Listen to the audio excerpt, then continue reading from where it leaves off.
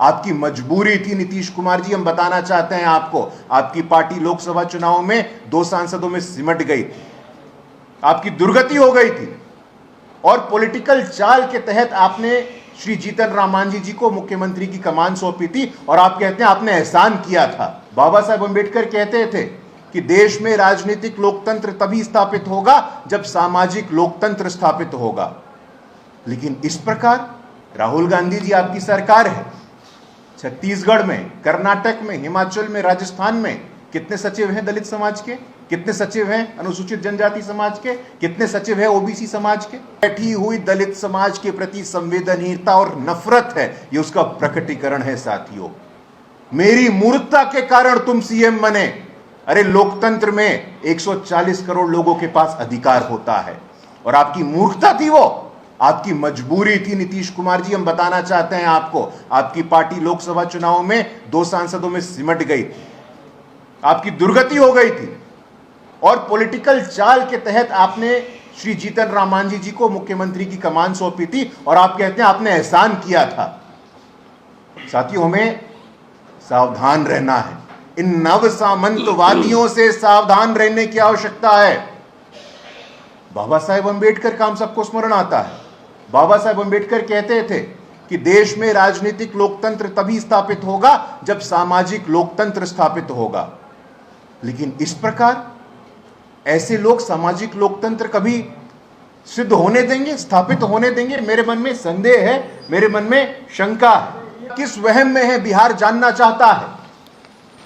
साथियों, हमें स्मरण रखने की आवश्यकता है, स्वर्गीय रामविलास पासवान जी को पद्म विभूषण की बात हो तो मोदी जी के सरकार में ही संभव होता है। भारत रत्न बाबा साहेब अंबेडकर का देहांत 1956 में होता है। उनको भारत रत्न कब मिलता है? तो 40 वर्षों के बाद मिलता है, जब केंद्र में एक गैर कांग्रेस की सरकार बनती है जिसको भारतीय जनता पार्टी का समर्थन प्राप्त होता है।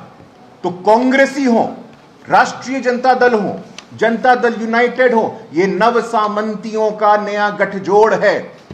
साथियों, पिछले हफ्ते की बात है, प्रोन्नति में आरक्षण, प्रमोशन में रिजर्वेशन मिलना चाहिए, इसका बिल निरस्त कौन किया? तो नीतीश कुमार जी करते हैं। आज नीतीश कुमार जी जिस तथाकथित इंडी गठबंधन की बात कर रहे हैं, मैं बताना चाहता हूं उनको, राहुल गांधी जी कहते हैं कितने सचिव हैं, कितने प्रोफेसर हैं। राहुल गांधी जी आपकी सरकार है, छत्तीसगढ़ में, कर्नाटक में, हिमाचल में, राजस्थान में कितने सचिव हैं दलित समाज के, कितने सचिव हैं अनुसूचित जनजाति समाज के, कितने सचिव हैं ओबीसी समाज के। साथियों, जब भी वंचित, पिछड़ों और हाशियों की बात होती है, मैं शिक्षक हूं पेशे से और केंद्रीय विश्वविद्यालयों में असिस्टेंट प्रोफेसर के अलावा आरक्षण लागू नहीं होता था। एसोसिएट प्रोफेसर के लेवल पे, प्रोफेसर के लेवल पे 2019 में रोस्टर एक्ट बनता है, उसके बाद से आरक्षण लागू होता है। आज वाइस चांसलर्स हो, पद्म भूषण का अवार्ड हो, पद्मश्री का अवार्ड हो, उड़ीसा के पिछड़े क्षेत्र में रहने वाले अनुसूचित जनजाति भाई हल्दर नाग को मिलता है, भगीरथी देवी को मिलता है। संस्थानों में हिस्सेदारी कैसे मिलती है, भागीदारी कैसे मिलती है? देश के इतिहास में पहली बार संविधान के सर्वोच्च स्थान पे आदिवासी की बेटी बैठी है, तो अब बैठी है।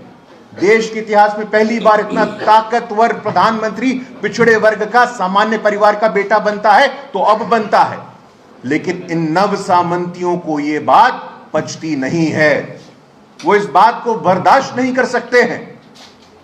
साथियों, हमें ध्यान रखना होगा कि दलित समाज के प्रति, अनुसूचित जनजाति समाज के प्रति, पिछड़े वर्ग के प्रति पिछले 10 वर्षों में जो बुनियादी काम हुआ है, उसे ध्यान रखने की बात।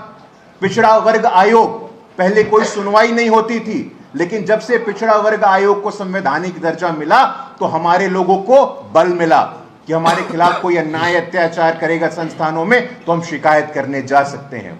आज केंद्र सरकार में एक अभूतपूर्व प्रतिनिधित्व की बात हो, केंद्र सरकार में, संसद में महत्वपूर्ण पार्लियामेंट्री कमेटी होती है।